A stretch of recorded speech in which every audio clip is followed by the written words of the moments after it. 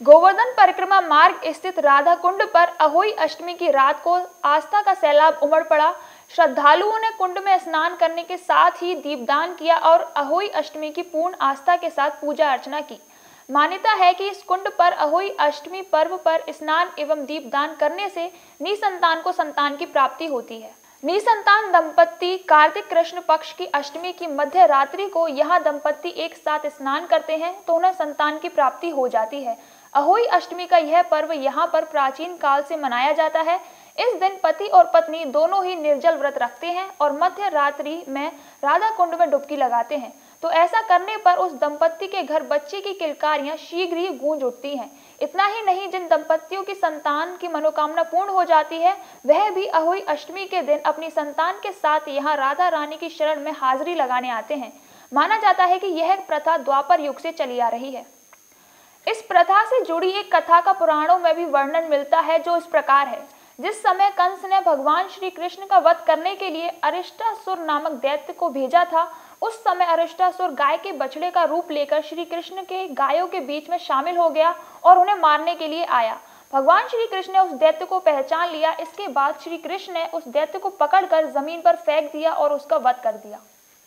यह देखकर राधा जी ने श्री कृष्ण से कहा कि उन्हें गौ हत्या का पाप लग गया है। इस पाप से मुक्ति के लिए उन्हें सभी तीर्थों के दर्शन करने चाहिए। राधा जी की बात सुनकर श्री कृष्ण ने नारद जी से समस्या के समाधान के लिए उपाय मांगा। देवर्षि नारद ने उन्हें उपाय बताया कि सभी तीर्थों का आवाहन करके उन्हें जल रूप में बुलाएं और उन सभी तीर्थों के जल को एक साथ मिलाकर स्नान करें, जिससे उन्हें गौ हत्या के पाप से मुक्ति मिल जाएगी। नारद जी के कहने पर श्री कृष्ण ने एक कुंड में सभी तीर्थों के जल को आमंत्रित किया और कुंड में स्नान करके पाप मुक्त हो गए। इस कुंड को कृष्ण कुंड कहा जाता है, जिसमें स्नान करके श्री कृष्ण गौ हत्या के पाप से मुक्त हुए थे। माना जाता है कि इस कुंड का निर्माण श्री कृष्ण ने अपनी बांसुरी से किया था। नारद जी के कहने पर ही श्री कृष्ण ने यह कुंड अपनी बांसुरी से खोदा था और सभी तीर्थों से उस कुंड में आने के लिए प्रार्थना की, जिसके बाद सभी तीर्थ उस कुंड में आ गए। इसके बाद श्री कृष्ण के कुंड को देखकर राधा जी ने भी अपने कंगन से एक कुंड खोदा। जब श्री कृष्ण ने उस कुंड को देखा तो उसमें प्रतिदिन स्नान करने और उनके द्वारा बनाए गए कुंड से भी अधिक प्रसिद्ध होने का वरदान दिया, जिसके बाद यह कुंड राधा कुंड के नाम से प्रसिद्ध हो गया। पुराणों के अनुसार अहोई अष्टमी के दिन ही इन कुंडों का निर्माण हुआ था, जिसके कारण अहोई अष्टमी पर इस कुंड में स्नान करने का विशेष महत्व है। कृष्ण कुंड और राधा कुंड की अपनी अपनी विशेषताएं हैं। कृष्ण कुंड का जल दूर से देखने पर काला और राधा कुंड का जल दूर से देखने पर सफेद दिखता है।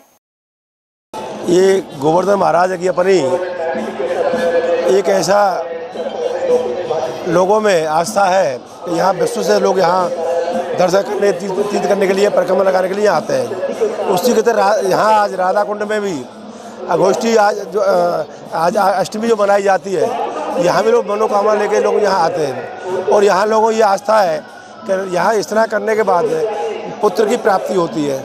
उस आस्था को लेके लोग यहाँ आते हैं और 12 बजे से लेकर 2 बजे तक रात को यहाँ परिक्रमा करते हैं। आज आप देख रहे हैं अपार भीड़ यहाँ आई हुई है।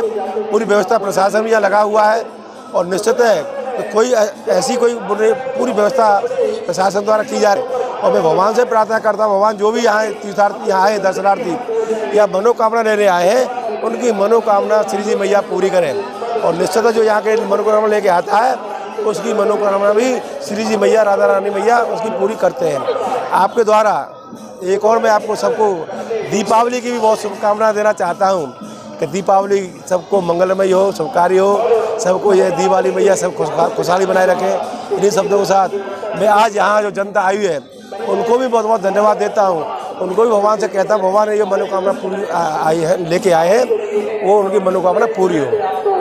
देखिए, आज यहाँ पर अहोई अष्टमी का मेला है। इसके संबंध में पुलिस प्रशासन ने सभी तैयारियां पूर्ण की हुई हैं।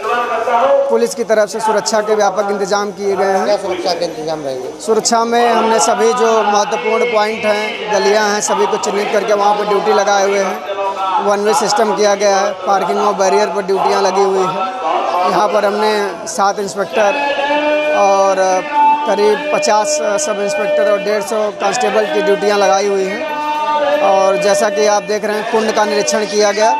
कुंड में भी करीब 2 नाव लगाई गई गोताखोर के साथ और एक स्टीमर लगी हुई फ्लड कंपनी पीएससी की, तो इससे सुरक्षा के व्यापक इंतजाम हैं। नगर पंचायत राधा कुंड में आए हुए सभी श्रद्धालुओं का हार्दिक स्वागत एवं अभिनंदन किया जा रहा है। नगर पंचायत राधा कुंड द्वारा दर्शनार्थियों के व्यवस्था है तो प्रकाश व्यवस्था की उत्तम व्यवस्था की गई है। खोया पाया केंद्र की व्यवस्था की गई है। महिलाओं के लिए चेंजिंग रूम की व्यवस्था की गई है।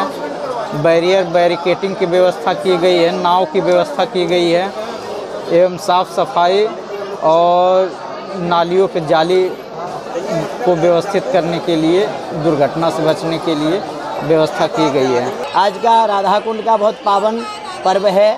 इस राधा कुंड के तट पर आज के अहोई अष्टमी तिथि पर जो भी माता बहन अपनी मनोकामना लेके आती हैं, श्रीमती राधा रानी उनकी पूर्ण करती है।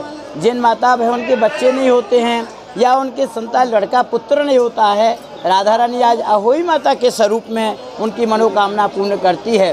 राधा कुंड श्याम कुंड में जो एक बार स्नान करते हैं, एक फल चढ़ाते हैं